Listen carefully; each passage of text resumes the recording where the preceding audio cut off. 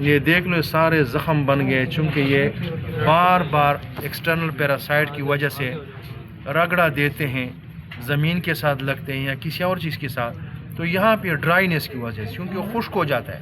جسم میں پانی کی کمی آ جاتی ہے، ڈرائینس، تو یہ زخم بن جاتے ہیں، پھر اس کے اوپر یہ دوبارہ وہ بن گئے، سکارز بن جاتے ہیں، یہ سارے جو ہے نا اس میں یہ پورا کا پورا یہ جو ہے نا بھرا ہوا ہے، یہ دیکھ لیں اس میں.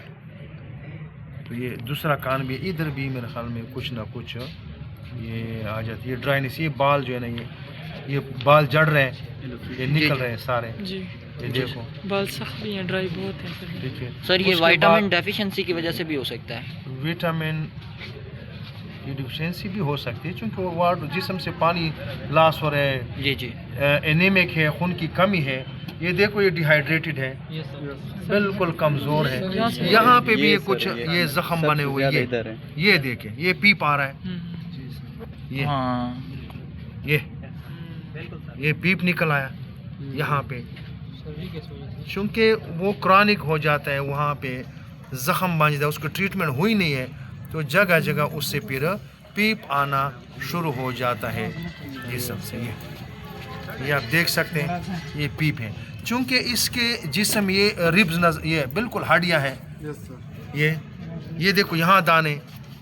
یہ ہاتھ پیرا، یہ دیکھو سارے، یہ بھی اسکارز بنے ہوئے، اب اس کو پریس کرتے ہو سکتے ادھر سے بھی پیپ نکل رہا ہے، یہ دیکھو پیپ نکل آیا بالکل ادھر سے، یہ ادھر بھی ہے، یہ سارا بھرا ہوا ہے، یہ دیکھو یہ پیپ، بال بھی اترے، اب یہ دانے پڑ گئے، یہ جسم کے اوپر سارے دانے، یہ سارا جسم دانے سے بھرا ہوا ہے، ادھر بھی دانے، یہ دانے، یہ سارا جسم دانا ہے، یہ اس کے اوپر دانے ہیں مکمل، یہ دیکھو یہاں پہ بھی ہے،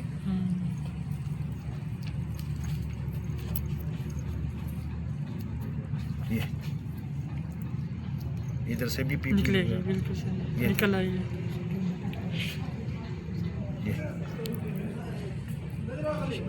یہ دانے پڑے ہو سارے،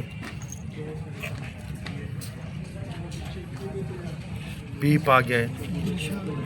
یہ ایک الرجی یا ایکسٹرنل پیراسائٹ، یہ دیکھو بال اس دانوں سے نکل رہے ہیں، یہ جڑ رہے ہیں بال، یہ پیپ ہے، وہاں پہ وہ ہو چکا ہے. تو یہ کنڈیشن جو ہے نا اکثر جو ہے نا ان میں آتی ہے، یہ تو ایک انتہائی اینیمک ہے، ویک ہے، خون جو ہے نا اس کے چمڑے کو جسم کو سپلائی نہیں ہو رہی ہے، ساتھ ساتھ اس کو ڈائریا بھی ہے، دست بھی لگی ہوئی ہے، اور ان کی وجہ سے بہت کمزور ہے، کھاتا پیتا ہے لیکن چونکہ وہ ٹھہرتا نہیں ہے، جس کی وجہ سے وہ دن بہ دن کمزور ہوتا جاتا ہے. اب چونکہ اس کے چمڑے کو خون کی سپلائی نہیں ہو رہی ہے، وہاں پہ پھر ان کی وہاں پہ خارش شروع ہو جاتی ہے، خارش کی وجہ سے وہ جسم کو رگڑا دیتے ہیں مختلف چیزوں کے ساتھ، وہاں پہ چھوٹے زخم بن جاتے ہیں، پھر وہ زخم میں پیپ آنا شروع ہو جاتا ہے، پھر اس کے اوپر ایک سکارز، ہیلنگ سکارز بن جاتے ہیں، اس پہ چونکہ ان کو کسی کو پتہ نہیں اس کے اوپر بال ہے، جسم کے اوپر بال ہے، مالک کو پتہ نہیں ہے کہ اس کے اوپر زخم بنے ہوئے ہیں، تو اس کے نیچے دوبارہ پیپ بننا شروع ہو جاتا ہے،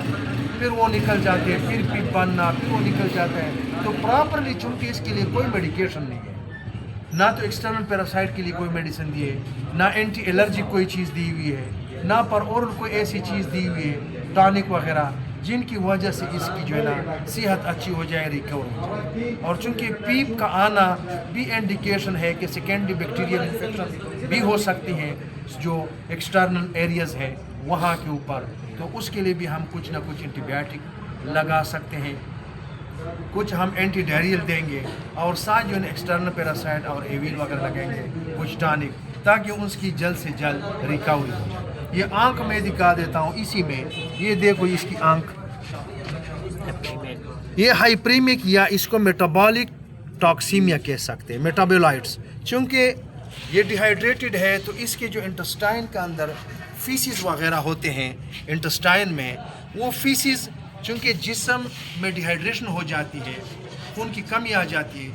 وہ فیسز سے دوبارہ انٹسٹائن پانی جذب کرنا شروع کر دیتے ہیں، اور وہ فیسز ہارڈ بن جاتے ہیں، پھر وہ جو دوبارہ پانی جذب کرتے ہیں اس میں پھر میٹابولک ٹاکسینز ہوتے ہیں، کہ پھر وہ یہاں پہ آ کے جسم میں آنکھوں کے اوپر نظر آتا ہے میوکوزا ہوتا ہے. اب اس کا تھوڑا نزلہ کا بھی مسئلہ ہے. اس میں یہ دیکھ لے یہ تو یہ آج کل ایک تو یہ ہے, دوسرا ہے کہ آج کل کے موسم میں پی پی آر ہے, پیس ڈسپیٹائٹس رومیننٹس کے کیسز بھی آتے ہیں اس میں. تو یا تو اس کے پھر انیشل سٹیجز ہو سکتے ہیں چونکہ اس میں ریسپیریٹری پرابلم بھی ہے اور ڈائریا بھی ہے. یہ دونوں چونکہ پی پی آر کے بہت بڑا وہ ہے. تو لیکن جو اس میں ایکسٹرا چیزیں یہ آئی ہے کہ اسکن کے اوپر مختلف قسم کے یہ اسکارز اور دانے بنے اور پیپ نکلا. Thank you.